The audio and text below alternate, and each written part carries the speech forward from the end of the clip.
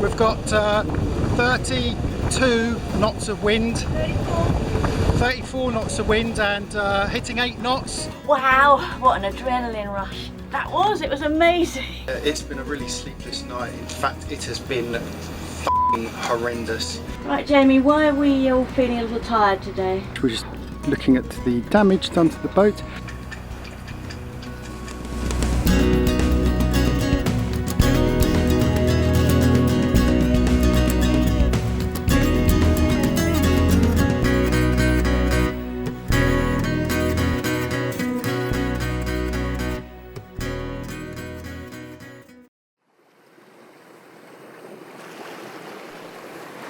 Time to move on. Had a fairly good night's sleep. It was quite bouncy though, not uncomfortable, not rolly. It was more sort of backwards and forwards, and that's because of this change in wind direction. So you'll notice that there were lots of fishing boats at anchor there last night. I remember this from last time. This is obviously a favourite place for the fishing boats to come and hide from the weather. So still quite good protection from the winds, which are now coming from the northwest. But enough swell that comes round and just makes the anchorage just a little bit like this, but we were fine, didn't drag, didn't move, all good. So really strong winds during the night. I would estimate up to 30 knots gusting, but of course in the morning they've died down. So at the moment we only have, I think it's under 10 knots, but I think what we might do is just get the foresail out only and just see if we can just cruise slowly down to our next destination, which I can see on the horizon there. It's not far away, it's only about 18 miles. Just want to get there and see what the sea state is like behind the islands. If it's unsuitable, we'll push on, but we're hoping just for a short sail today, but it will be a sail hopefully.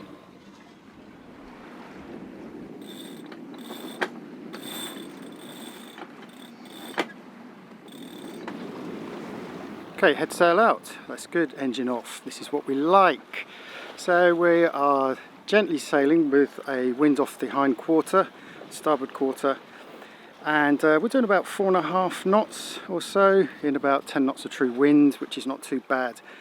Now you can see the head sail flapping a bit. In theory, I would normally pole this out, but there's a little adjustment I've got to make to the spinnaker pole, so I can't use it at the moment. I don't know how much you can see here, but it's pretty rolly. There's that swell coming in from across the Indian Ocean, and that is why we anchor on the east side of these islands. So you can see ESPER is rolling about a bit, but it is nice just to get that engine off.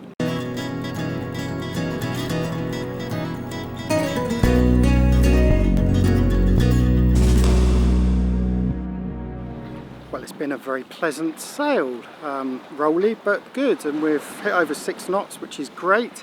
Now just over my shoulder, just there, that's where we're aiming for. You can see the gap between the two islands. It's about 5.5 nautical miles away, and we, under normal circumstances, would be doing fine. The only problem is, if I swing round, you can see got a bit of a squall approaching, and it appears on the weather radar, so it's thick enough that the radar is picking it up, but it's quite small. The only problem is, I think that's going to hit us before we try and get through the gap in the islands. So starting to think about reef that main, and yeah, let's see what happens.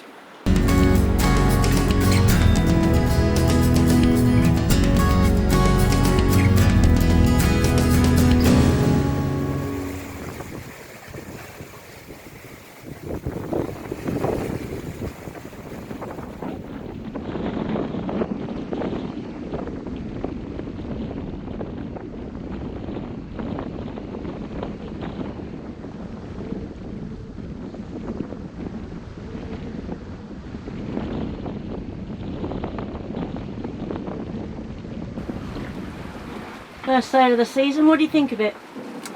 Yeah, it's just so good to get the sails out and turn that engine off. It really is. It's rolly because we've got this swell coming from the northwest, which is this change in the weather system, and ESPER's coping with it perfectly. We've got the mizzen out for a bit of stability, and head sail out, doing over 5 knots. I mean, what more could you ask for? Flat calmer seas perhaps, but aside from that, it just feels great. Don't know if you can hear me. We've got 32 knots of wind, 34 knots of wind, and hitting 8 knots.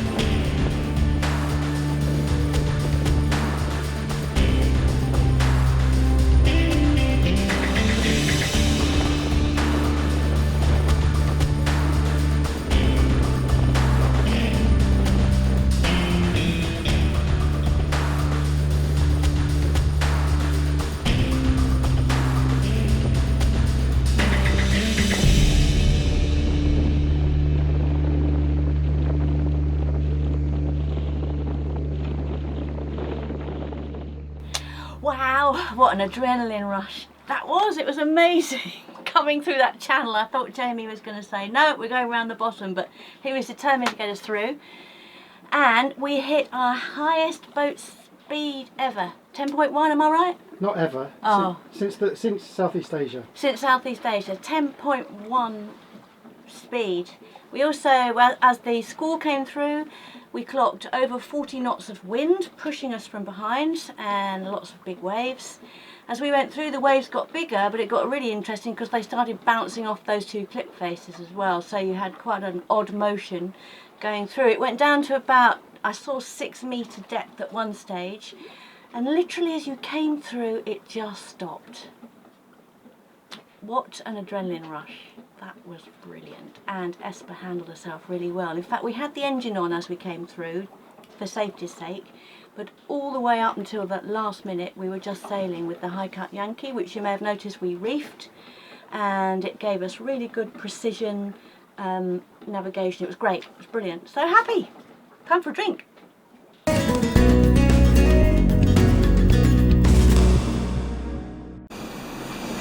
Right, a nighttime update. Actually, it's coming into the morning now, but it's been a really sleepless night. In fact, it has been fucking horrendous. One of the worst anchorages, simply because of this northwesterly coming through. You can hear the wind now, lightning. It's been gusting, I would say, between 25 and 40 knots pretty much most of the night. That's the wind. I've had to resort to putting the motor on to take some strain off the snubber, which after a few hours good work is starting to slip down the chain, and it's just been exhausting. So we're just waiting for first light and we're out of here, but we don't have any choice, to be honest. This is probably, on this strip, probably the best anchorage until Terra, and I think we're going to go straight to Terra today, take advantage of this wind and run with it, but in the meantime, just whew, it's been tiring, it's been something, it really has.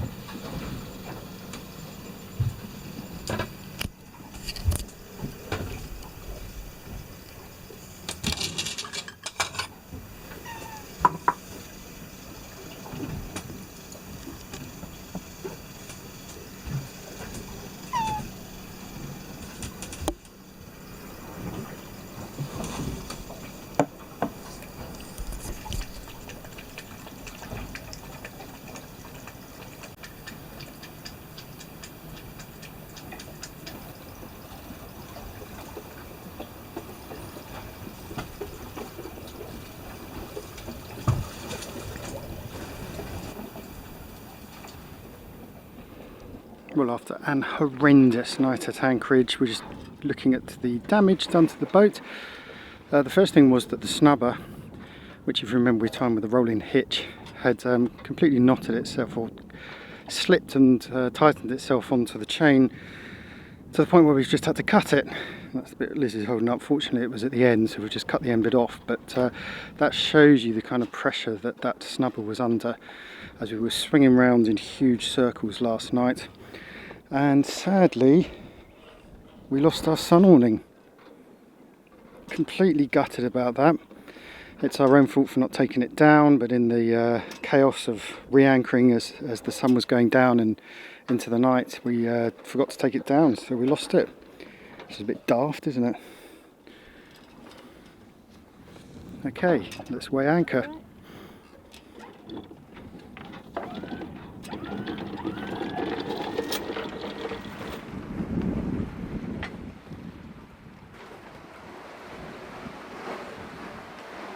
Right, Jamie, why are we all feeling a little tired today?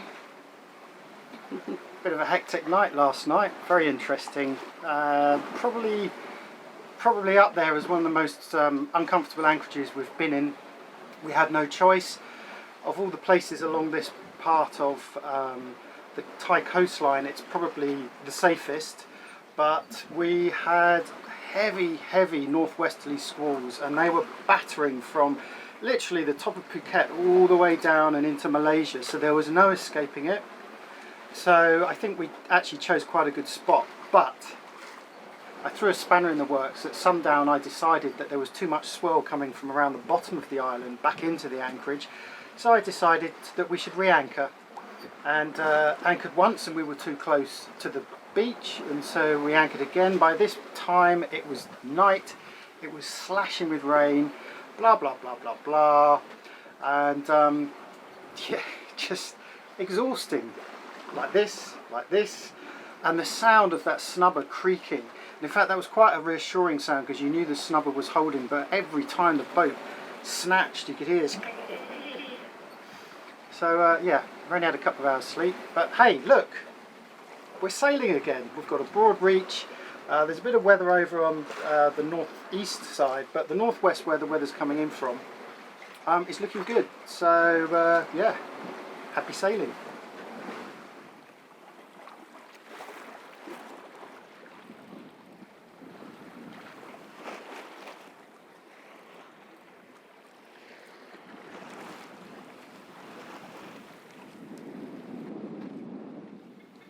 Well, the second half of that journey we didn't bother filming because we had to switch over to motor sailing.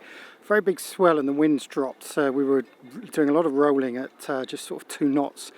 So we stuck the engine on and we've approached Terra, one of our favourite islands. This, I think, was Thailand's first national park, and it's beautiful here. Now, we're very tired, so what we should have done was to go down the south or down the centre of Terra east side, but because we've been at it for a while, we thought we'd stop off in the northern tip, which is actually quite a good thing, because this, according to many people, is their favourite anchorage in Terra. We have the north up there, and then we have this island protecting us from the east, and we apparently do have some weather coming in from the east, and it's just this little bay, a few outcrops and rocks and stacks, and even a couple of beaches as well. Now, we are here to get down to Pankor quickly, but if we like it enough and we feel like we need a rest, maybe we'll stay another day. But you can see it's absolutely beautiful. Engine's still running right now because Liz is putting on the snubber, and she is trying a different technique. It's a different kind of rolling hitch she's been researching, so she's just practicing this now. So let's just get a shot of Liz's bum. I've decided to have another try at the rolling hitch. I've changed it to the icicle rolling hitch, which I understand, having done a bit of research, is even stronger than the usual rolling hitch that I've been using, and it's particularly good for difficult conditions. I've also extended the snubber as far as it needs to go, even though we're not necessarily expecting bad stuff tonight, but who knows, we could do. So we've got a really long snubber, and we've got an icicle rolling hitch, which I'll show you next time.